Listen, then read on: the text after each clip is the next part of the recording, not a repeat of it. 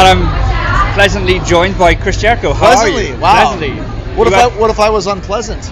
But what if I started yelling at you? That's fine, man. It's Sunday afternoon now. But okay, so how did you have so much energy this morning? Well, dude, because everyone was hungover as fuck. Well, that's our job. You know, when you hear you're on the main stage of Download, it's a huge honor. And when you hear you're on first, it's even a bigger honor because there's nothing more important than the first act and the last act. Because the first act sets the tone for the day, and the last act brings it all home. So we're not going out there to fuck around. We're going out there to make sure. And when you saw how many people showed up, and so you did your part by showing up. My part is to make sure that you have a great time and get into it and go crazy. And that's what we did. If this is going to be a Breakfast Club show, then we're not going to fucking show up. So you never know what's going to happen because I'm always worried, well, what if everybody's too hungover to come? But once the sun comes out, the birds start chirping, and I think probably Saturday morning might be worse because Friday's the first night. Everyone's going crazy. Saturday maybe taking a little bit easier, but we were just making sure whoever showed up, and there was 30,000 of them, we wanted to make sure you're going to understand what's going on. This is Fozzy. This isn't like, freaking Perry Como.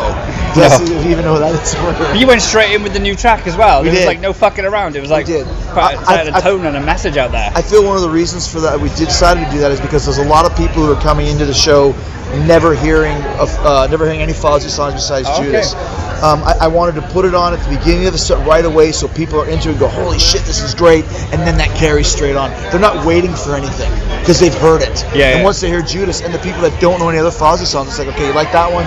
Check this out. And we go boom, boom, boom, boom, boom. So it's a great, I would rather play for 90 minutes, but for 30 minutes, it's the perfect set if you're a new Fozzy fan and if you're an old Fozzy fan as well. Yeah, definitely. I mean, what's going on with the album? Is that due out later this year? The album's coming out in September, and the idea was originally it was supposed to be ready in May. It wasn't, but we had all this touring book and everything, so we thought let's just put the single out, and that way we can now focus on the single. And when it really blew up for us, 5 million views on YouTube in 5 weeks. Yeah, it's crazy. But now it's starting to take hold at rock radio. Now the people that haven't heard it are starting to hear it. So if you give it some time to live and breathe, we thought that was a better way to do things, because if you put a record out, oh yeah, Judas is great, but have you heard this song? Have you heard this song? And then kind of it fragments it. If it's just Judas for the next 1 or 2 months, then we put out a second single, then the record comes out, 3 or 4 weeks later. We thought that was the best way to do it. In this day and age, there is no tried and true way of doing anything anymore. You just do it. And it's kind of a new world, so instead of being behind the curve, we'll be ahead of it. But I've also been watching your live videos. You putting concert tickets in envelopes and hiding them about half a mile around venues. Around the venue, anytime we have a sold-out show, I always take a pair of tickets and hide them somewhere, because there's people that want to go. It's the best thing when you sell at a show 2-3 weeks before, a month before, 2 months before. That's a pretty good position to be in, but that also means there's a lot of disappointed people. And those shows were in smaller venues by design, because we're coming back in October to play the bigger places. We just want to give a couple little treats and tidbits to the people that are going to come. So I'll always try and leave a couple pairs of tickets out there just for a couple lucky people that no clues. That maybe just get lucky, and I think that's something fun to do as well. So you've got the Hardcore Superstar co-headline? Yes, co-headline.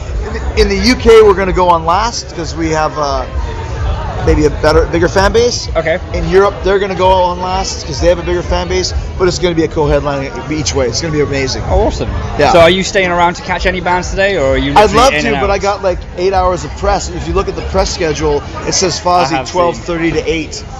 So there's a lot of bands. I love Alter Bridge. I love In Flames. At least I got to see them on TV.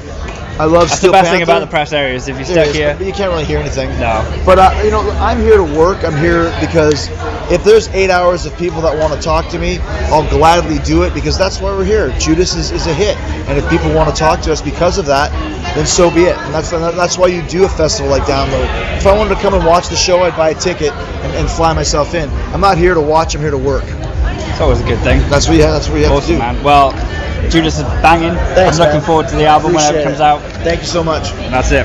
All right.